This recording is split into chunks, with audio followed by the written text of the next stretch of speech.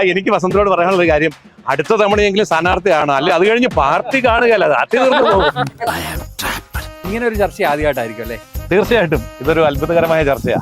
രാഷ്ട്രീയത്തിൽ വ്യത്യസ്തതയുണ്ടെങ്കിലും ഈ ചർച്ചകളിൽ ഒരു വ്യത്യസ്തത ആരും കാണുക. ഇതൊക്കെ ഞങ്ങളെ സംബന്ധിച്ച് മാണിസാർ UDF നേതാവാണ്. അന്നും ഇന്നും മാണിസാറിനെ ഞങ്ങൾ മാണിസാറിനെ വിളിച്ചിട്ടുള്ളൂ. അണയാത്ത തീയും ചാകാത്ത പുഴുവുമുള്ള നരകത്തിൽ മാണി വീണ് പോകട്ടെ എന്ന് ആശംസിച്ചത് VS അച്യുതാനന്ദനാണ്. വിറക് വെട്ടിയവനും വെള്ളം കോരിയവനൊക്കെ ജോസഫ് പഴക്കനെ പോലുള്ള ആളുകൾ അതേ 1 ലക്ഷം പോസ്റ്റർ ഒഴിക്കാം, 25,000 ബാനറോട്ട് ബോർഡ് ഉണ്ടാക്കി വെച്ചു. ഞങ്ങൾ ശത്രുക്കളോട് പോലും അങ്ങനെ സ്ഥലം ഏറ്റെടുത്തു കൊടുക്കുന്നത് സ്വാഭാവിക പ്രക്രിയയാണ്. എന്താ സംശയം? ഇവരുടെ ഫ്ലെക്സ് ബോർഡുകളിലും പറയുന്നത് ഞാൻ പറയുന്നത് മുന്നണിയുടെ നയോ. പാവം, അവൻ വിജൃംഭിച്ചു പോയി. ഭാര്യ സമ്മതിക്കല, ജോസ് കെ മാണിയുടെ ഭാര്യ സമ്മതിക്കല. കാരണം ഭാര്യയുടെ അച്ഛനാണ് 60% റബ്ബറും കേരളത്തോട്ട് ഇറക്കുമതി ചെയ്യുന്നത്. കച്ചവടം പൊളിഞ്ഞു പോയോ, അമ്മായിയപ്പന്റെ കച്ചവടം പൊളിയോ എന്നുള്ളത് കൊണ്ട് ഇപ്പൊ ഉമ്മൻചാണ്ടി സാറും ഇല്ല, കെ എം മാണി സാറും ഇല്ല. അതിന്റെ അനന്തരാവകാശികളുടെ അവസ്ഥയാണ് ഇപ്പൊ കണ്ടത്. തമ്മിലടി എന്തൊരു രൂക്ഷമാണ്. എന്നിട്ട് ഇവിടെ എന്താ കിട്ടിയത്? ഒരു വൻകിട പ്രൊജക്ട് 10 വർഷക്കാലത്തിനിടയ്ക്ക് LDF ഗവൺമെന്റിന്റെ പറയാനുണ്ട്. ഒരു വൻകിട പ്രൊജക്ട് ഞാൻ മാത്രമല്ല, അവരെല്ലാവരും. പാലാ വളർന്നത്, കോട്ടയം വളർന്നത് എങ്ങനെയാണ്? ഡൽഹിയിൽ പിടിപാടും ബന്ധവും ഉണ്ടായിരുന്ന കോൺഗ്രസ് ഡൽഹിയിൽ എക്കാലത്തും ഭരിച്ചിരുന്ന കാലത്ത്, പാലായിലെ കെ എം മാണി എക്കാലത്തും ഭരിച്ചിരുന്ന കാലത്ത് കോൺഗ്രസ് പാർട്ടിയുമായിട്ടുള്ള കേന്ദ്രവുമായിട്ടുള്ള ബന്ധമാണ്. ഇനിയിപ്പോ അടുത്ത 60 കൊല്ലക്കാലത്തേക്ക് കോൺഗ്രസിനെ കേന്ദ്രത്തിൽ നോക്കേണ്ട കാര്യമില്ല. അതുകൊണ്ട് പാലാക്കാർക്കോ കോട്ടയക്കാർക്കോ രക്ഷപ്പെടണമെന്നുണ്ടെങ്കിൽ കേന്ദ്ര ഭരണത്തോടൊപ്പം നിന്നുകൊണ്ടുള്ള വികസനത്തെ കുറിച്ച് ഗൗരവമായിട്ട് ചിന്തിക്കണം. ജയ് കേരളം, ജയ് വികസിത കേരളം. അങ്ങനെ നമ്മൾ വിവിധ ജില്ലകളിലെ ചർച്ചകൾക്ക് ശേഷം ഇപ്പൊ കോട്ടയത്ത് എത്തിയിരിക്കുകയാണ്. ഈ തെരഞ്ഞെടുപ്പിൽ ഏറ്റവും തീപാറുന്ന പോരാട്ടങ്ങൾ നടക്കുന്ന ജില്ലയാണ് കോട്ടയം ജില്ല. അപ്പൊ എന്തൊക്കെയാണ് കോട്ടയം ജില്ലയുടെ ചൂടുള്ള ഇലക്ഷൻ വിശേഷങ്ങൾ എന്ന് നോക്കാം. 3 പ്രതിനിധികളും തയ്യാറാണ്. നമുക്കൊപ്പം നമ്മുടെ റീജിയണൽ ചീഫായ അരുൺ കുടുങ്ങൂറുമുണ്ട്. ആ ചർച്ചയിലേക്ക് പോകാം.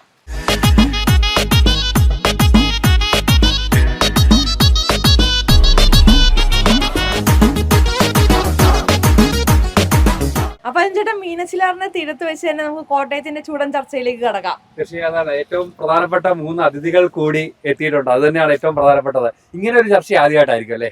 തീർച്ചയായിട്ടും ഇതൊരു അത്ഭുതകരമായ ചർച്ചയാ. ഞങ്ങൾ എല്ലാവരും അതിലൊരു വളരെ താല്പര്യം തോന്നുകയാണ്. ഒരു വെറൈറ്റി അല്ലേ? രാഷ്ട്രീയത്തിൽ വ്യത്യസ്തതയുണ്ടെങ്കിലും ഈ ചർച്ചകളിൽ ഒരു വ്യത്യസ്തത ആരും കാണുക. പക്ഷേ മീനച്ചിലാറിൽ തന്നെ തുടങ്ങാം അല്ലേ? കാരണം ഇങ്ങനെ ഒരു 6 നടുവിലാണ് നമ്മൾ നിൽക്കുന്നത്. അതാണ് കുഴപ്പമാണ്.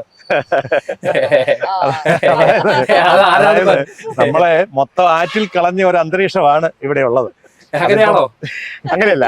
6ന്റെ കാര്യത്തിൽ പറയുമ്പോൾ അതിൽ ഞാൻ രാഷ്ട്രീയം പറയില്ല. കാരണം അല്ലല്ല, അതിനെല്ലാവർക്കും തുല്യ ഉത്തരവാദിത്വമാണ്. 6ഒക്കെ വൃത്തിയായിട്ട് സൂക്ഷിക്കുക എന്നുള്ളത് പൊതുവെ എല്ലാവരും മനസ്സിൽ കാത്തു സൂക്ഷിക്കേണ്ട ഒരു കാര്യമാണ്. അതിനകത്ത് BJP എന്നോ UDF എന്നോ LDF അതൊന്നും ഒരു വിഷയമല്ല. എന്തൊരു കാഴ്ചപ്പാടാണ് ഞാൻ പറഞ്ഞത്. അതിനകത്ത് ഒരു വലിയ കാര്യങ്ങളില്ല.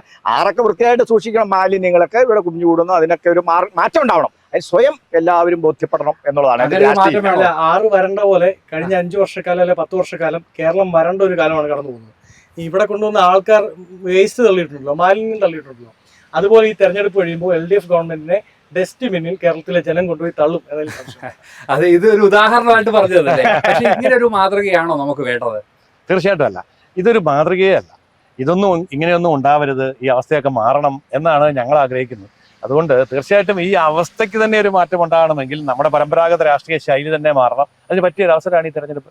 അതുകൊണ്ട് ഈ തെരഞ്ഞെടുപ്പിൽ ഈ പറഞ്ഞ രീതിയിൽ ഇതിനെയൊക്കെ ആക്കി തീർത്ത ഈ മാലിന്യ കൂമ്പാരത്തിനെ മുഴുവൻ നീക്കം ചെയ്യണമെന്നും സ്വച്ഛ ഭാരത് ആക്കണമെന്നുമാണ് ഞങ്ങൾ ആഗ്രഹിക്കുന്നത്. ഈ 10 വർഷം കൊണ്ട് കേരളം നമ്പർ 1 ആയി എന്നാണ് പറയുന്നത്. കോട്ടയം എത്രത്തോളം നമ്പർ 1 ആയി? കോട്ടയം നമുക്കറിയാം സമ്പൂർണ്ണ സാക്ഷരത നേടിയ കേരളത്തിലെ ആദ്യത്തെ ജില്ലയാണ്. EK നയനാർ മുഖ്യമന്ത്രിയായിരുന്ന സമയത്ത് ആണ് കേരളത്തിൽ സമ്പൂർണ്ണ സാക്ഷരത നടപ്പിലാക്കിയത്. അന്ന് എനിക്ക് എന്റെ ഓർമ്മ ശരിയാണ്, അൽഫോൺസ് കണ്ണന്താനമായിരുന്നു തോന്നുന്നു അന്ന് ജില്ലാ കളക്ടർ. അൽഫോൺസ് കണ്ണന്താനമായതുകൊണ്ടാണ് നേടാൻ പുള്ളിക്ക് പറ്റിയത്. ഇവർക്ക് രണ്ടുപേർക്കും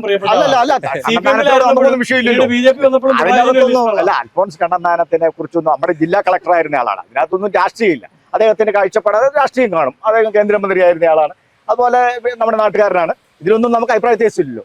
മുന്നണികളുടെ നയവുമായി ബന്ധപ്പെട്ട കാര്യങ്ങളിലാണ് അഭിപ്രായ വ്യത്യാസം. LDFന് ഒരു നയമുണ്ട്, NDAക്ക് ഒരു നയമുണ്ട്, UDFന്റെ നയമുണ്ട്. നയങ്ങളുടെ വ്യത്യാസമാണ്. അല്ലാതെ വ്യക്തിപരമായി ഇപ്പൊ ജയസൂര്യനോ ഇതൊന്നും ഇവിടെ വിഷയമല്ല. ജോസ് പാറേക്കാട്ടെന്നൊന്നുമില്ല. അതൊക്കെ ഞങ്ങളൊക്കെ ഓരോ പാർട്ടിയും മുന്നണിയും പ്രതിനിധീകരിക്കുന്ന ആളുകൾ, റെപ്രസെന്റേറ്റീവ് എന്നുള്ള നിലയിലാണ് നമ്മൾ അതിനെ കാണുന്നത്. അല്ലാതെ ഇപ്പൊ മാലിന്യം എന്ന് ഞാൻ ആദ്യം സൂചിപ്പിച്ചു. മാലിന്യത്തിന്റെ കാര്യത്തിൽ നിർമ്മാർജ്ജനം ചെയ്യണമെന്നും മാലിന്യം ഉണ്ടാകരുതെന്നും അതായത് ഞങ്ങൾക്ക് 3 പേർക്ക് ഒരു അഭിപ്രായ വ്യത്യാസം ഉണ്ടെന്ന് എനിക്ക് തോന്നുന്നില്ല. കാരണം എന്താണെന്ന് വെച്ചാൽ അത് നമ്മുടെ നാടിന് നന്മയ്ക്ക് അത് ആവശ്യമാണ്. പക്ഷെ നാടിന് നന്മ ഇതുവരെ ഉണ്ടായിട്ടില്ല. അല്ല, എത്ര വർഷമായി നമ്മൾ തുടങ്ങിയിട്ട്? അതിപ്പോ ഞാൻ ചോദിച്ചോട്ടെ, ഇപ്പൊ ഞാൻ BJP ഇപ്പോൾ പിന്നെ നമ്മുടെ ടോയ്ലറ്റുകൾ ഉണ്ടാക്കുന്നതിനെ കുറിച്ച് പലരും പരിഹാസ്യമായിട്ട് തന്നെ പറഞ്ഞിട്ടുണ്ട്.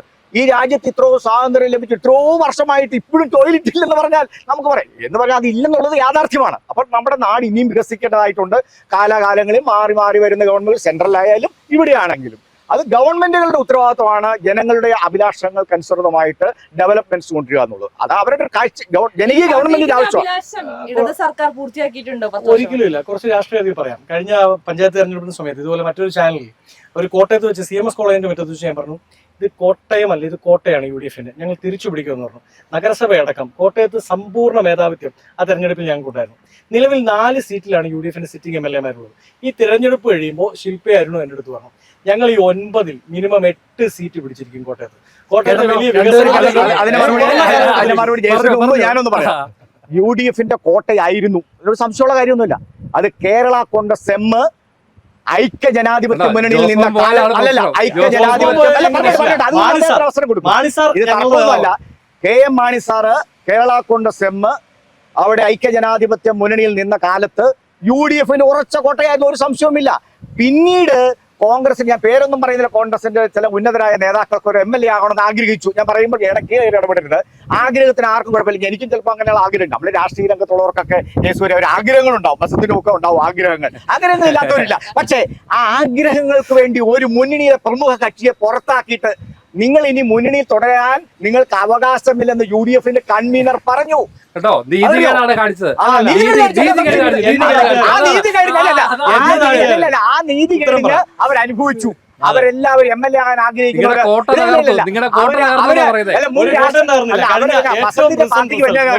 അബ്ദുൽ കലാമിന്റെ പഴയ ഒരു വിങ്സ് ഓഫ് ഫയർ എന്ന് പറഞ്ഞ പുസ്തകമുണ്ട്, അഗ്നിച്ചിറകൾ. അത് വായിച്ച് സ്വപ്നം കാണുന്നവരായി അവർ കഴിഞ്ഞുകൂടി. അവർക്കൊന്നും ഇപ്പൊ സീറ്റ് പോലും ഇല്ല. അവരുടെ KPCC നേതാക്കന്മാർ ജോസഫ് വാഴയ്ക്കും ടോമി കല്ലാനും ഉൾപ്പെടെയുള്ള ആളുകൾ സീറ്റ് ചോദിച്ചു. അവരെവിടെയുണ്ട്?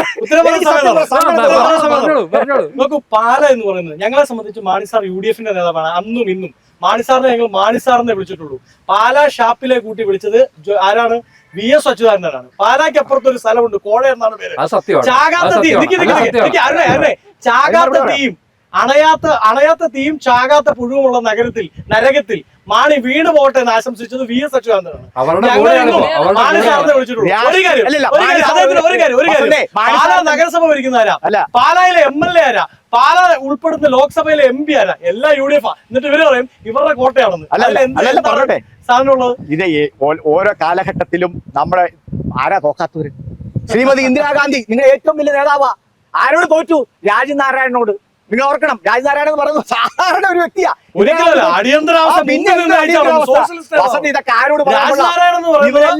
അടിയന്തരാവസ്ഥയ്ക്ക് അനുകൂലമായി വന്ന സമരത്തെ 2 വർഷം 77-ലാണ് തെരഞ്ഞെടുപ്പ്. 2 വർഷം കഴിഞ്ഞ് 79-ൽ 3 ലക്ഷത്തിന് വോട്ടിന് തോറ്റുപോയി ഇന്ദിരാഗാന്ധി. 5 ലക്ഷത്തിന് ഇതേ രാജ്നാരായണനെ തോപ്പിച്ചിട്ടുണ്ട്. പക്ഷെ പാലായിൽ ജോസുമോൻ ഇതുവരെ ജയിക്കാൻ പറ്റിയില്ല.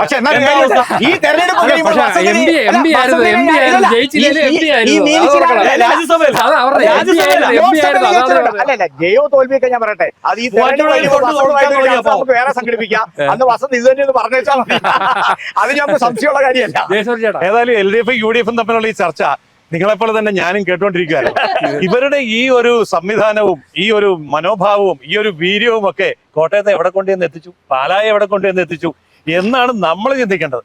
അതായത് യഥാർത്ഥത്തിൽ മാണി സാറും ഉമ്മൻചാണ്ടി സാറും എല്ലാം ഇവിടെ ഉണ്ടായിരുന്നു. ഇപ്പൊ ഉമ്മൻചാണ്ടി സാറും ഇല്ല, KM മാണി സാറും ഇല്ല. അതിന്റെ അനന്തരാവകാശികളുടെ അവസ്ഥയാണ് ഇപ്പൊ കണ്ടത്. തമ്മിലടി എന്തൊരു രൂക്ഷമാ. എന്നിട്ട് ഇവിടെ എന്താ കിട്ടിയത്? അതുകൊണ്ട് പാലക്കാരും കോട്ടയക്കാരും ഇത്തവണ തീരുമാനിക്കാൻ പോകുന്ന 9 സീറ്റില് ഈ 2 മുന്നണിയെ ന്യൂനപക്ഷമാക്കാൻ തന്നെയാണ്. കൃത്യമായിട്ടും ഈ 9-ൽ ഭൂരിപക്ഷം സീറ്റും കിട്ടാൻ പോകുന്നത് കോട്ടയം ജില്ലയിലെ NDAക്ക് തന്നെ ആയിരിക്കും. ഞാൻ വേണമെങ്കിൽ അത് എണ്ണി പറയാം. വൈക്കം, അതുപോലെ പാല, അതേപോലെ പൂഞ്ഞാർ, അതേപോലെ കാഞ്ഞിരപ്പള്ളി. അതിമോഹമൊന്നും എനിക്കില്ല. ഈ 4 സീറ്റെങ്കിലും വിജയം ഉറപ്പിച്ചാണ്. നമ്മൾ വിജയം ഈ പറഞ്ഞത് അതിമോഹമല്ല, അതിമോഹം പ്രോവേർഷൻ എന്ത് ചെയ്യാൻ പറ്റും? കാഞ്ഞിരപ്പള്ളി ജയിക്കാൻ ജയസൂര്യന് സ്വപ്നം കാണാൻ കുഴപ്പമിരിക്കുന്നത്. കാഞ്ഞിരപ്പള്ളി സ്ഥാനാർത്ഥിയായിട്ട് പരിഗണിച്ച ഒരാളാണ്. അതൊരു വൈകാരികമായ പാർട്ടിക്ക് വിധേയരായി നിൽക്കുമെന്നായിരുന്നു അത് കൃത്യമായി പറഞ്ഞത്. ഒരുപാട് പേരുണ്ടല്ലോ. കാഞ്ഞിരപ്പള്ളി പാർട്ടി പൂഞ്ഞാറിലാണ് പരിഗണിച്ചിരുന്നത്. അതല്ല ഞാൻ അപ്പൊ തന്നെ അരുണോടടക്കം പറഞ്ഞല്ലോ, ഇലയാണെങ്കിൽ ശബ്ദമില്ലാതെ മാറി നിൽക്കാൻ പറഞ്ഞാൽ മാറി നിൽക്കുകയാണ്. ഇന്നിപ്പോ ഞാൻ വൈകി വരാൻ തന്നെ കാരണം പാർട്ടി നിശ്ചയിച്ച സ്ഥാനാർത്ഥിക്കൊപ്പം നമ്മൾ ലൈവായി കളത്തിലുണ്ട്. നല്ല ഐഡിയ, നല്ല തീരുമാനവും. അത് ഏത് മുന്നണിയിലാണെങ്കിലും പാർട്ടി തീരുമാനിക്കുന്ന ആളുകളോടൊപ്പം നിലപാട് സ്വീകരിക്കാൻ സീനിയറാണ് ജയസൂര്യൻ. അദ്ദേഹത്തേക്ക് നിങ്ങൾ പരിഗണിക്കുന്ന സമയം പിന്നെ എനിക്ക് ചോദന ചോദിക്കണം. അതല്ല, എനിക്ക് വസന്തനോട് പറയാനുള്ള ഒരു കാര്യം, അടുത്ത തവണയെങ്കിലും സ്ഥാനാർത്ഥിയാണ്, അല്ലെ അത് കഴിഞ്ഞ് പാർട്ടി കാണുകയല്ല. അല്ല, ജയസൂര്യന് ഒരു MLA ആയിട്ട് വരുന്നത് ഞങ്ങൾക്കും വിരോധമില്ല. പാർട്ടിയാണ് തീരുമാനിച്ച് എവിടെയും നിർത്തട്ടെ. നാട്ടുകാരെ ജനമല്ലേ വോട്ട് ചെയ്യുന്നല്ലേ, നമുക്ക് ആർക്കെന്നാ കുഴപ്പം? അല്ല, പാർട്ടി ഇനി എന്നെ MP ആക്കാനാണോ തീരുമാനിക്കുന്നത് അറിയത്തില്ല. ജോർജ് കുര്യന്റെ കാര്യമൊക്കെ അറിയാം. ഒരു രാജ്യം ഭരിക്കുന്ന പാർട്ടി എന്നുള്ള നിലയിൽ ചിലപ്പോൾ ദേശീയ ഈ കാഞ്ഞിരപ്പള്ളിയിൽ ജോർജ് കുര്യൻ ഏതായാലും തോക്കും. അപ്പൊ കേന്ദ്രമന്ത്രി നിയമസഭയെ തോക്കുമ്പോ മോദിജി പറയും തൽക്കാലം രാജിവെച്ചു പോക്കും. അപ്പൊ ഒരു രാജ്യസഭ MPയുടെ വേക്കൻസി ഉണ്ട്. അവിടേക്ക് പാലാക്കാരൻ കൂടിയായ ജയസൂര്യൻ ചേട്ടനെ ചെറിയ ചേഞ്ച് ഉണ്ട്. ജോർജ് കുര്യൻ തോറ്റിട്ട് വേണം ജയിച്ചിട്ട് വേണം എന്നുള്ളത് ഞാൻ പറയില്ല. പക്ഷെ ഞാൻ പറയുന്നത് ജയസൂര്യൻ ഒരു രാജ്യസഭയില് നരേന്ദ്രമോദി വിടട്ടെ, രാജ്യസഭയിൽ വരട്ടെ. ജയസൂര്യനായിട്ട് വേണ്ടിയുള്ള ചർച്ചയാണോ? ഇത് കഴിയുമ്പോൾ നല്ല ചായയും ചൂട് വടയും അദ്ദേഹത്തിന് വേണ്ടി സംസാരിക്കണം. ഏതായാലും നിങ്ങളുടെ മുഴുവൻ കണക്കൂട്ടലും ജോർജ് കുര്യൻ തെറ്റിക്കും. കാരണം ജോർജ് കുര്യനെ ഒന്ന് തോപ്പിച്ചിട്ട് കയറി പോകാൻ ആരെങ്കിലും ശ്രമിക്കുന്നുണ്ടെങ്കിൽ അത് ഇത്തവണ നടക്കുകയില്ല. അതൊക്കെ കണക്കൂട്ടിയിട്ടാണ് ജോർജ് കുര്യൻ വന്നിരിക്കുന്നത്. അല്ലെങ്കിൽ ഒരു കേന്ദ്രമന്ത്രിയുടെ വേണ്ട കാര്യമൊന്നുമില്ലല്ലോ. വിറക് കോരിയാലും വെള്ളം വെട്ടിയാലും സീറ്റ് കിട്ടില്ല എന്ന് പറയുന്നുണ്ട്. ഈ വിറക് വെട്ടിയവനും വെള്ളം കോരിയവനൊക്കെ ജോസഫ് വാഴക്കനെ പോലുള്ള ആളുകള് അതേ 1 ലക്ഷം പോസ്റ്റർ മേടിച്ച 25,000 ബാനർ ബോർഡ് ഉണ്ടാക്കി വെച്ചു. അതേ വക്താവായിരുന്നു കോൺഗ്രസിന്റെ. എവിടെ പോയി? ലക്ഷക്കണക്കിന് ഞാനൊരു സ്വപ്നത്തിൽ പോലും നമ്മൾ കണ്ടിട്ടില്ലാത്ത കാര്യങ്ങൾ. നമ്മൾ 3 പേർക്കും അല്ലല്ലേ, ഞങ്ങൾ ശത്രുക്കളോട് പോലും അങ്ങനെ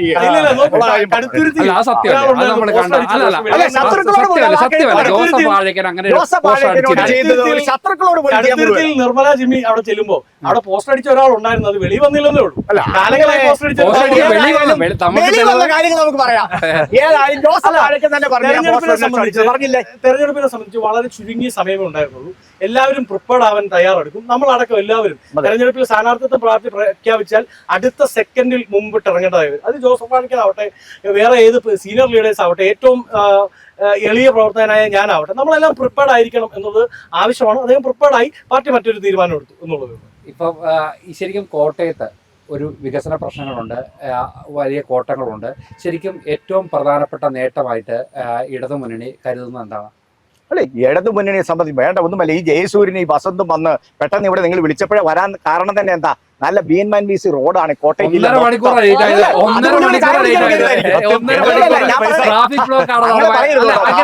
നമ്മള് കണ്ണുകൊണ്ട് കാണുന്ന കാര്യങ്ങൾ എതിർക്കരുത്. നല്ല റോഡ് കേന്ദ്രവും സംസ്ഥാനവും എന്നൊക്കെ പറയുന്ന വ്യക്തിപര ജയസൂര്യൻ ജോസ് പാറക്കാട് എന്ന് പറയുന്ന പോലെയല്ല. അതൊരു അന്തർ സംസ്ഥാന ബന്ധങ്ങൾ എന്ന് പറയുന്ന പോലെയാണ്. നമ്മുടെ രാജ്യത്തിന്റെ ഒരു കേന്ദ്രം ഭരിക്കുന്നവരും സംസ്ഥാനങ്ങൾ ഭരിക്കുന്നവരും തമ്മിൽ ഒരു ഞങ്ങൾ മാണിസാറിന്റെ ഭാഷയിൽ പറഞ്ഞാൽ ഒരു നാണയത്തിന്റെ ഇരുവശങ്ങളാണ്. എന്താ സംശയിക്കുന്നത്? ആ സഹായം പരസ്പര സഹായ സഹകരണ സംഘമാണ് ഇതൊക്കെ. അങ്ങോട്ടും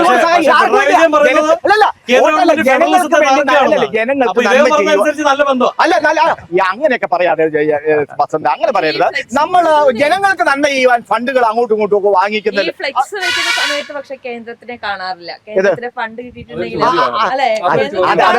അതിന് മറുപടി പറയാം. അപ്പൊ നമ്മുടെ അതൊക്കെ ഓരോ സ്ഥലത്തെ പ്രാദേശികമായ ഓരോ മനുഷ്യന്റെ ചിന്തയിൽ ഉയരുന്ന കാര്യങ്ങളാണ്. എല്ലാ സ്ഥലത്തും അങ്ങനെയൊന്നുമില്ല. ചില സ്ഥലത്ത് ബോർഡുകൾ വെക്കും. കൊല്ലത്ത്, തിരുവനന്തപുരത്ത്, ആലപ്പുഴയിൽ, മലപ്പുറത്ത് ഇത്ര സ്ഥലത്ത് നാഷണൽ ഹൈവേ തകർന്നു വീണു. അപ്പൊ ആ നാഷണൽ ഹൈവേ ആരുടെയാ? കേന്ദ്രത്തിന്റെ ആണോ? അതാണ് പറഞ്ഞത്. ആ മുതൽ ഇക്ഷ വരെ ഉദ്ഘാടനം ചെയ്യുന്നിടത്തെല്ലാം അത് കേരളത്തിന്റെ,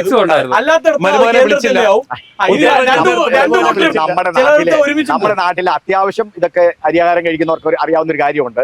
ഈ റോഡ് നാഷണൽ ഹൈവേ എന്നൊക്കെ പറയുന്നത് സെൻട്രൽ ഗവൺമെന്റും അതൊക്കെ ഞാൻ സമ്മതിക്കുന്നത്. ഇപ്പൊ റോഡ് എന്ന് പറഞ്ഞാൽ ഒരു ദേശീയപാത, അതിന് ഭൂമി ഏറ്റെടുത്ത് കൊടുക്കേണ്ട ഉത്തരവാദിത്വം ഏത് സംസ്ഥാനത്താണോ ദേശീയപാത വരുന്നത് അവിടുത്തെ സംസ്ഥാന ഗവൺമെന്റിന്റെ ഉത്തരവാദിത്വമാണ്. തീർച്ചയായിട്ടും അല്ലേ ജയസൂര്യ? അത് കൊടുക്കാത്തതുകൊണ്ടാണ് അത് താമസിച്ചത്. അല്ല അത് നമ്മൾ രാഷ്ട്രീയം പറയുമ്പോൾ അതിനൊരു പിന്നെ? തെറ്റിദ്ധരിപ്പിക്കുന്ന രീതി നമ്മൾ സംസാരിച്ചത് നമ്മളെ തെറ്റിദ്ധരിക്കുക ആളുകൾ. അത് തന്നെ നമ്മളുള്ള കാര്യങ്ങൾ പറയണം. അതുകൊണ്ട് ഏത് സംസ്ഥാനം ഇപ്പം തമിഴ്നാട്ടിലാണ് സ്റ്റാലിൻ ഗവൺമെന്റ് അവിടെ ഭരിക്കുന്നത് കൊണ്ട് അവരത് ഭൂമി ഏറ്റെടുത്ത് കൊടുക്കും. കേരളത്തിൽ പിണറായി വിജയൻ കഴിഞ്ഞ 10 വർഷമായിട്ടുള്ള ഭരണമായതുകൊണ്ട് LDF ഗവൺമെന്റ് അതിന് ആർജമുള്ള ഒരു ഗവൺമെന്റ് കൂടിയുണ്ട്. അവരത് ഭൂമി ഏറ്റെടുത്ത് കൊടുത്തു. ബാക്കി കാര്യങ്ങൾ കൃത്യമായി നടന്നു. എന്താ കുഴപ്പം? അല്ല, എനിക്ക് തോന്നുന്നു മിക്കവാറും ആർക്കാ കുഴപ്പം? ജോസഫിനെ LDF ന് പുറത്ത് വിടും. ഇദ്ദേഹം പറഞ്ഞു എന്താണെന്നറിയോ, സ്ഥലം ഏറ്റെടുത്ത് കൊടുക്കുന്നത് സ്വാഭാവിക പ്രക്രിയയാണ് എന്നാണ് എന്താ പറഞ്ഞത്. സംശയം? പക്ഷേ ഇവരുടെ ഫ്ലെക്സ് ബോർഡുകളിലും ഇവരുടെ PR പറയുന്നത് ഞാൻ പറയുന്നത് മുന്നണിയുടെ നയം. അത് നിങ്ങൾ എഴുതി വെച്ചു. ഫ്ലെക്സി പറയുന്ന ഫ്ലെക്സ് ഒത്തിരി കാര്യങ്ങൾ കാണാറുണ്ട്. ഫ്ലെക്സി പറയുന്ന കാര്യങ്ങളാണോ യാഥാർത്ഥ്യം?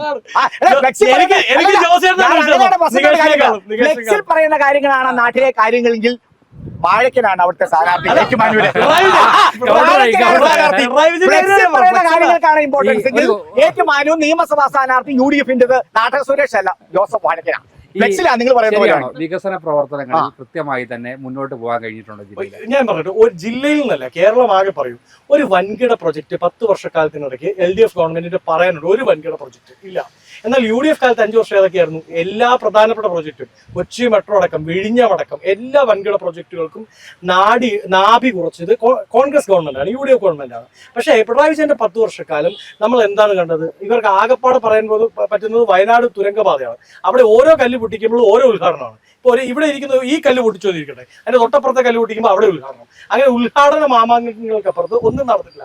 അതാണ് കോട്ടയത്തും ഉണ്ടായിരിക്കുന്നത്. കോട്ടയത്ത് റബ്ബർ പാർക്ക് 4 ബഡ്ജറ്റിലാണ് പ്രഖ്യാപിച്ചത്. 4 ബഡ്ജറ്റിൽ മാറ്റിവെച്ച ഫണ്ട് ഏത് വെള്ളാന് എന്ന് ചോദിക്കണ്ടേ?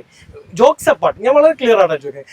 4 ബഡ്ജറ്റിലായി റബ്ബർ പാർക്കിന് വേണ്ടി തോമസ് ഐസക്കും ഇപ്പോഴുള്ള ധനകാര്യ വകുപ്പ് മന്ത്രിയും ഫണ്ട് വകയിരുത്തി എന്നാണ് പറയുന്നത്. ഈ ഫണ്ട് വകയിരുത്തിയത് എവിടേക്കാണ് പോയത് എന്നതിൻ്റെ അകത്ത് കൃത്യമായ ഉത്തരം വേണ്ടേ? എവിടെ റബ്ബർ പാർക്ക്?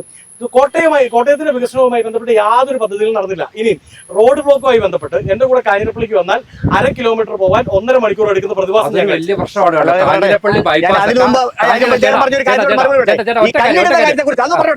കല്ലിടുന്ന കാര്യത്തിൽ UDF എന്ന് പറഞ്ഞാൽ അതിന്റെ നേതാക്കൾ എന്ന് പറഞ്ഞാൽ മുന്നണിയും ഡോക്ടറേറ്റ് ഡീലിറ്റ് എടുത്തവരാ. കല്ല് കണ്ടുപിടിച്ചതിന് ഇവരാ. ഓക്കെ, അതിന് ഉത്തരം പറയട്ടെ. അത് കഴിഞ്ഞ ദിവസം JC തോമസ് എന്നോട് പറഞ്ഞത് UDF-ൽ ഉമ്മൻചാണ്ടി ഭരിക്കുമ്പോഴാണ് കല്ലിടുന്നത്. ഉമ്മൻചാണ്ടി ഭരിക്കുമ്പോൾ കല്ലിടാനുള്ള കല്ല് കൊടുത്തു വിടണമെങ്കിൽ ധനകാര്യ വകുപ്പ് തീരുമാനിക്കണമല്ലോ. ആ ധനകാര്യ വകുപ്പിന്റെ മന്ത്രിയുടെ പേര് KM മാണി എന്നായിരുന്നു. രണ്ടും പറയരുത്, ഒന്നാ പറയാവുള്ളൂ. അല്ല, ഇവിടെ പാലാഴി ടയേഴ്സ് വലിയൊരു സംഭവം ഉണ്ടായിരുന്നു. അതായത് MRF ഒക്കെ ഇവിടെ കത്തി നിൽക്കുന്ന സമയത്ത്, ഇപ്പോഴും MRF കത്തി നിൽപ്പുണ്ട്, പക്ഷെ പാലാഴി ടയേഴ്സ് വന്നു, അത് പോയി, ഒന്നും അറിയില്ല. അതുപോലെ റബ്ബറിനെ ബേസ് ചെയ്ത് ഇപ്പൊ കാഞ്ഞിരപ്പള്ളി, പാലാ, കോട്ടയം എന്നൊക്കെ പറയുമ്പോൾ ലാറ്റക്സിന്റെ നാടാണല്ലോ. ഇവിടെ റബ്ബറിനെ സംബന്ധിച്ച് പാലാഴി ടയേഴ്സ് നമുക്ക് വലിയ പ്രതീക്ഷയായിരുന്നു. സ്ഥലമൊക്കെ എടുത്തു, വലിയ സംവിധാനങ്ങളൊക്കെ തുടങ്ങി. ഇന്ന് പാലാഴി ചരിത്രത്തിൽ പോലും ഇല്ല. പിന്നെ ധാരാളം സഹകരണ സ്ഥാപനങ്ങൾ ഇവിടെ വന്നു, ക്രബ് റബ്ബർ, ലാറ്റക്സ്, അത് ഇതൊക്കെ ഉണ്ടാക്കി. ഇന്ന് ആ സ്ഥാപനങ്ങൾ മുഴുവൻ പൊളിഞ്ഞു പോയി. കോടിക്കണക്കിന് രൂപ ഇതിലേ പോയെന്ന് അറിയത്തില്ല. അതിന്റെ ജീവനക്കാർക്ക് പെൻഷൻ പോലും ഒന്നും കിട്ടുന്നില്ല. അതേപോലെ റബ്ബർ ബേസ്ഡ് ആയിട്ടും അഗ്രി ബേസ്ഡ് ആയിട്ടുള്ള 100 കണക്കിന് ചെറിയ ചെറിയ സംരംഭങ്ങളും വലിയ സംരംഭങ്ങളും കോടികൾ ഉണ്ടാക്കി. ജോസ് കെ മാണി കൃത്യമായിട്ട് പറയുന്നുണ്ട്, ഞങ്ങൾക്ക് താങ്ങുവില പ്രഖ്യാപിച്ച താങ്ങുവില കൊടുക്കുമെന്ന് കൃത്യമായിട്ട് പറയുന്നുണ്ട്. പക്ഷെ അത് ഭാര്യ സമ്മതിക്കല. ജോസ് കെ മാണിയുടെ ഭാര്യ സമ്മതിക്കല. കാരണം ഭാര്യയുടെ അച്ഛനാണ് 60% റബ്ബറും കേരളത്തോട്ട് ഇറക്കുമതി ചെയ്യുന്നത്. കച്ചവടം പൊളിഞ്ഞു പോയോ? അമ്മായിപ്പന്റെ കച്ചവടം പൊളിയോ എന്നുള്ളത് കൊണ്ട് ഇവിടെ ഒരു കാര്യം മനസ്സിലായി. നിഷ ജോസ് കെ മാണിക്ക് അറിയത്തില്ലാത്ത പല കാര്യങ്ങളും എനിക്കറിയാം.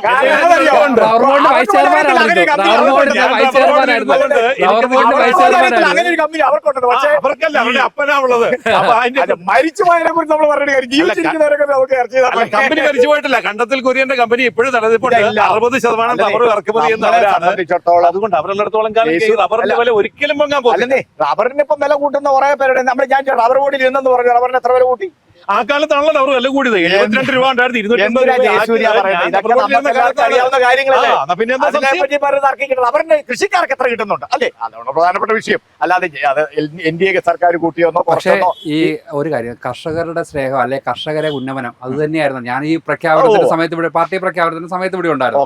അന്ന് അദ്ദേഹം പറഞ്ഞ കർഷകരുടെ ഉന്നമനം അത് പിണറായി വിജയനെ കൊണ്ടേ പറ്റുള്ളൂ എന്ന് പറഞ്ഞിട്ടാണ് അദ്ദേഹം മുന്നണി വിട്ട് UDF വിട്ട്. പക്ഷേ ഈ സീറ്റ് തർക്കമൊക്കെ പിന്നീടാണ് കർഷകരുടെ വിഷയം എന്ന് പറഞ്ഞുകൊണ്ട് മുന്നണി വിട്ടിട്ടില്ല. മുന്നണി വിട്ടത് ഇദ്ദേഹത്തിന്റെ ഈ കൺവീനർ ആയിട്ടുള്ള ആള് ബെന്നി ബെഹനാൻ എന്ന് പറയും. അത് ഇപ്പൊ കൺവീനർ അല്ല. അന്ന് ബെന്നി ബെഹനാൻ പറഞ്ഞു ശ്രീ ജോസ് കെ മാണിക്ക് ഐക്യ ജനാധിപത്യ മുന്നണിയിൽ തുടരാൻ ഇനി അർഹതയില്ല എന്ന് പറയുന്ന നിമിഷമാണ് അങ്ങനെ പറഞ്ഞു. വിട്ടിരിക്കുന്നത്. അല്ല, ആദ്യം പുറത്താക്കുക. അങ്ങനെ പറഞ്ഞു. അന്നേരം പിന്നെ ആദ്യം പുറത്താക്കിയ ഞങ്ങൾ പുറത്ത് ആരുമില്ലാതെ നിൽക്കുന്ന ഇവര് കരുതി. ഒരു അപ്പോൾ മുന്നണി പിണറായി വിജയൻ എന്ത് ചെയ്തു? ഞാൻ ഞങ്ങളെ ചേർത്ത് പിടിച്ചു. ചേർത്ത് പിടിച്ചു. കേരളത്തിന്റെ ചരിത്രത്തിൽ ചേർത്ത് ഞാനൊരു കാര്യം പറയാം. ഇടതുപക്ഷ CPM-ന്റെ നേതാക്കൾ അവിടെ കോടിയേരി ബാലകൃഷ്ണൻ ഉൾപ്പെടെയുള്ള പാർട്ടി സെക്രട്ടറിമാർ ഇറങ്ങി വന്ന AK സെന്റർ വാതൊക്കെ വന്ന് കയ്യെ പിടിച്ച് സ്വീകരിച്ചോണ്ട് പോയി. എന്നിട്ട് അധികം സീറ്റ് അംഗീകരിക്കാൻ ചോദിച്ചിട്ട് ഈ പ്രാവശ്യം അല്ല, കൊടുത്തില്ല. ഞാൻ പറഞ്ഞോട്ടെ. ഇത് ഞാൻ യു.ഡി.എഫിലായിരുന്നെങ്കിലോ? ഇത് കേൾക്കട്ടെ, ഇത് കേൾക്കട്ടെ, ഇത് കേൾക്കട്ടെ. യു.ഡി.എഫിലായിരുന്നെങ്കിലോ? യു.ഡി.എഫ് അധികം സീറ്റ് അയ്യോ, ചോദിച്ചിട്ട് കൊടുത്തില്ല. യു.ഡി.എഫിൽ എന്താ ഉണ്ടായത്? അതുകൊണ്ടാണല്ലോ അല്ലല്ല, അല്ലല്ല, കേരളത്തിൽ അതുകൊണ്ടാണല്ലോ സപ്പോർട്ട് PJ ജോസഫിനെ ഏറ്റവും ചങ്ങല പറഞ്ഞ് ഇടുക്കി ഏറ്റുമാനൂർ എടുത്തോണ്ട് പോയി. ഇവരാണ് വർത്തമാനം അതുകൊണ്ട് പറയുന്നത്. കേട്ടോ, ആട്ടി ഇറക്കി വിട്ടു എന്നാണ് പറഞ്ഞത്. അത് ആദ്യം ഇങ്ങോട്ട്, ആദ്യം ഇങ്ങോട്ട്. എന്റെ നാട്ടുകാർ അതെ, ഞാൻ പറഞ്ഞു, കോൺഗ്രസ് നേതാക്കന്മാർക്ക് MLA ആകാനുള്ള ആഗ്രഹം ഉണ്ടായിരുന്നു. കോട്ടയം അവര് ജില്ലാ പഞ്ചായത്തിന്റെ പഞ്ചായത്ത് പ്രശ്നം മെമ്പർ ആയില്ലെന്ന് മാത്രമല്ല, അവരുടെ പോസ്റ്റർ വരെ അടിച്ച് വീട്ടിൽ വെച്ചിരിക്കുക. ഓക്കേ. അങ്ങനെ ആഗ്രഹിച്ചു. ജില്ലാ പഞ്ചായത്ത് പ്രസിഡന്റായിരുന്നു സെബാസ്റ്റ്യൻ കുളത്തിങ്ങൽ, ഇപ്പോഴത്തെ പൂഞ്ഞാർ ലൈവർ MLA.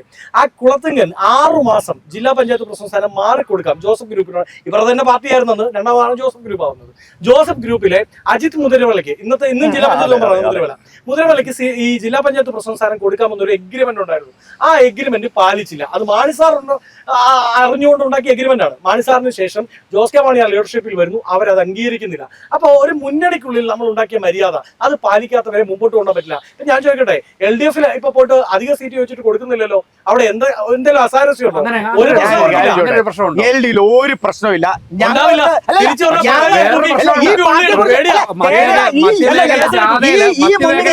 കേരള കോൺഗ്രസ് എമ്മിന്റെ ഒരു ഫീൽ എന്താണെന്നുള്ളത് പറയുന്നത് ഞാൻ വസതല്ല. ഞങ്ങൾ പൂർണ്ണ സംതൃപ്തരാ. കഴിഞ്ഞ തവണ 12 സീറ്റ് മത്സരിച്ചു, ഈ പ്രാവശ്യം 12 സീറ്റ് മത്സരിച്ചു. ഇപ്പുറത്തെ 10 സീറ്റ് മത്സരിച്ച ജോസഫ് ഗ്രൂപ്പിന് 8 സീറ്റ് കൊടുത്തു. അവരുടെ ചങ്ക് പറിച്ചോണ്ട് പോയി ഏറ്റുമാനൂരും ഇടുക്കിയും. ഈ ജോസിയേട്ടനെ എന്റെ കൂടെ ഇന്ന് ഒരുമിച്ച് കാറ വന്ന് UDF-ന് വേണ്ടി പ്രചാരണത്തിന് കൂടെ വന്നാളാ. അത് പേടിപ്പിച്ചോണ്ടാണ് ഇന്ന് അവിടെ നിൽക്കുന്നത്. അതൊക്കെ ഏത് ഈ പഴയ അല്ല.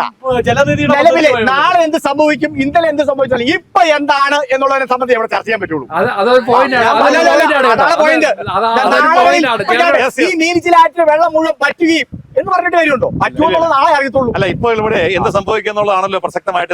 അതാണ് ഞാൻ വളരെ നല്ല ചോദ്യം. ഞാനത് പറയും, ഇപ്പോഴത്തെ കാര്യം സംസാരിച്ചാൽ അത് മതി. പാലായുടെയും കോട്ടയത്തിന്റെയും ഇപ്പോഴത്തെ കാര്യം സംസാരിക്കുമ്പോൾ നമ്മൾ ഏറ്റവും പ്രധാനമായിട്ട് ചിന്തിക്കേണ്ട ഒരു കാര്യം, പാലാ വളർന്നത് കോട്ടയം വളർന്നത് എങ്ങനെയാണ്? ഡൽഹിയിൽ പിടിപാടും ബന്ധവും ഉണ്ടായിരുന്ന കോൺഗ്രസ് ഡൽഹിയിൽ എക്കാലത്തും ഭരിച്ചിരുന്ന കാലത്ത്, പാലായിൽ KM മാണി എക്കാലത്ത് ഭരിച്ചിരുന്ന കാലത്ത് കോൺഗ്രസ് പാർട്ടിയുമായിട്ടുള്ള കേന്ദ്രവുമായിട്ടുള്ള ബന്ധമാണ്. ഇനിയിപ്പോ അടുത്ത 60 കൊല്ലക്കാലത്തേക്ക് കോൺഗ്രസിനെ കേന്ദ്രത്തിൽ നോക്കേണ്ട കാര്യമില്ല. അതുകൊണ്ട് പാലക്കാർക്കോ കോട്ടയക്കാർക്കോ രക്ഷപ്പെടണമെന്നുണ്ടെങ്കിൽ കേന്ദ്ര ഭരണത്തോടൊപ്പം നിന്നുകൊണ്ടുള്ള വികസനത്തിനെ കുറിച്ച് ഗൗരവമായിട്ട് ചിന്തിക്കണം. നേതാക്കന്മാർ ചിന്തിക്കാൻ അല്പം താമസം വരും, പക്ഷേ അണികൾ ചിന്തിച്ചിട്ടുണ്ട്, ജനങ്ങൾ ചിന്തിച്ചിട്ടുണ്ട്. ഇതിന്റെ റിസൾട്ട് മിക്കവാറും അങ്ങനെ തന്നെയാണ് വരാൻ പോകുന്നത്. അതുകൊണ്ട് കേന്ദ്ര ഭരണത്തോട് ചേർന്ന് നിൽക്കുന്ന ഒരു മനോഭാവം കേരള കോൺഗ്രസുകൾക്ക്, അത് ജോസഫ് ആണെങ്കിലും മാണി ആണെങ്കിലും ഉണ്ടാകും, പിന്നെ കോൺഗ്രസിനകത്തുള്ളവർക്കും ഉണ്ടാകും. അതിപ്പോ ഉണ്ടായിക്കൊണ്ടിരിക്കുകയാണ്. ഏതായാലും കേരളത്തിലെ കോട്ടയം ജില്ല കേന്ദ്ര ഭരണത്തോട് ചേർന്ന് നിൽക്കാൻ പോകുന്ന തെരഞ്ഞെടുപ്പും അതിന്റെ റിസൾട്ടും ആയിരിക്കും വരാൻ പോകുന്നത്. കാരണം പാലായിക്ക് വികസിക്കണം, കോട്ടയത്തിന് വികസിക്കണം. ഇപ്പൊ ഈ കേന്ദ്ര സർക്കാരിന്റെ പദ്ധതികളെ കുറിച്ചൊക്കെ കൃത്യമായി അറിയുന്ന ഒരാളാണ് ജയസൂര്യൻ ചേട്ടൻ. എത്രത്തോളം കോട്ടയത്ത് അതൊക്കെ നടപ്പിലാക്കിയിട്ടുണ്ട്?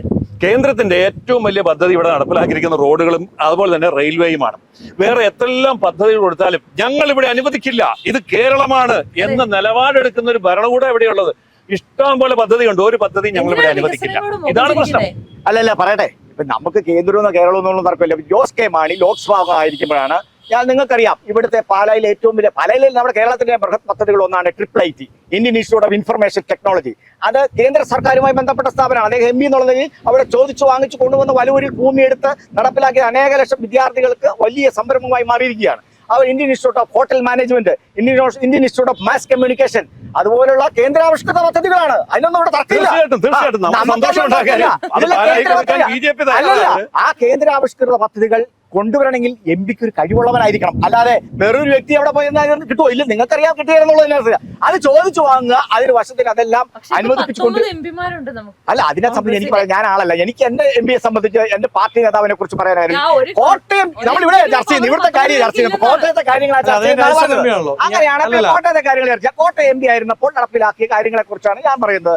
ഇവിടെ ഒരുപാട് കേന്ദ്രാവിഷ്കൃത പദ്ധതി കൊണ്ടുവന്ന മറ്റുള്ളവർക്ക് അസൂയല്ലേ ഉണ്ടായത് വാസ്തവത്തിൽ. മറ്റുള്ള രാഷ്ട്രീയ പാർട്ടികളാ, ജനത്തിനത് ഇഷ്ടമായി പോയി, വളരെ സന്തോഷമാണ്. പുതിയ തലമുറ നല്ല നിലയിൽ ചിന്തിക്കുന്നു. അത് കേന്ദ്രത്തിൽ നിന്ന് കൊണ്ടുവന്നോ കേരളത്തിൽ നിന്ന് കൊണ്ടുവന്നോ? നല്ല കാര്യങ്ങൾ നടന്നോ? അതാരാ കൊണ്ടുവന്നത്? അയാൾക്ക് കഴിവുണ്ടോ? ആ വ്യക്തി വീണ്ടും തരണോ? ഒരു സംശയവും വേണ്ട. കേരളത്തിൽ 3ാം LDF ഗവൺമെന്റിനുള്ള ഞാൻ പറഞ്ഞു കഴിഞ്ഞു. തയ്യാറെടുപ്പ് നടക്കുകയാണ്. ഇവരുടെ നേതാവ് വി ഡി സതീശൻ പറഞ്ഞു, ഞാൻ ഈ പരിപാടി കഴിഞ്ഞാൽ അധികാരത്തിൽ കൊണ്ടുവരാൻ കഴിഞ്ഞ വനവാസത്തിന് പോകുന്നു, അതിനുള്ള തയ്യാറെടുപ്പ് നടക്കുകയാണ്. ഗവൺമെന്റിനെ പറ്റി ഒരു കാര്യം പറയാം. സാധാരണ ഈ കോട്ടയത്ത് ഞങ്ങൾ അച്ഛന്മാർക്ക് ഉച്ച കഴിഞ്ഞ ഒരു മയക്കോളം, ആ മയക്കത്തിൽ നിന്ന് അതേ ഞങ്ങൾ അച്ഛന്മാർ ഉറങ്ങുകയും ചെയ്യും, ഉണരുകയും ചെയ്യും. ആ ഉണർന്ന ഇവിടെ സ്വപ്നത്തിൽ പറയാണ് മൂന്നാം ഗവൺമെന്റ് പിണറായി വിജയൻ സ്വപ്നം കാണുന്നില്ല. തീർച്ചയായിട്ടും ഒരു LDF-ന് വേണ്ടി സംസാരിക്കുന്ന ഒരാളായി അടുത്ത സംവിധാനത്ത് വരുമെന്നാണ് അതിന്റെ വക്താവായി മാറട്ടെ എന്ന് ഞാൻ ആശംസിക്കുകയാണ്. ഏതായാലും അച്ചായന്മാര് ഉറങ്ങി ഉണരുമ്പോഴേക്കും ഒരു പുതിയ പാലായും പുതിയ കോട്ടയും ഉണ്ടാകട്ടെ എന്നാണ് NDA ആശംസിക്കുന്നത്. അതിനുള്ള അന്തരീക്ഷമാണ് ഇവിടെ ഒരുങ്ങുന്നത്. ഇത്തരം ചർച്ച നടത്തിയ നിങ്ങളെ പ്രത്യേകം അഭിനന്ദിക്കുന്നു. സന്തോഷകരമായ ദിനം ഉണ്ടാകട്ടെ. എനിക്ക് തോന്നുന്നു ചൂടൻ ചർച്ചകൾ മഴ കൊണ്ട് തണുപ്പിച്ച് നമുക്കങ്ങ് അവസാനിപ്പിക്കാം. എന്നാൽ ഇതൊക്കെയാണ് കോട്ടയത്തിന്റെ വിശേഷങ്ങൾ. അടുത്ത ജില്ലയുടെ വിശേഷങ്ങൾ അടുത്ത എപ്പിസോഡിൽ കാണാം.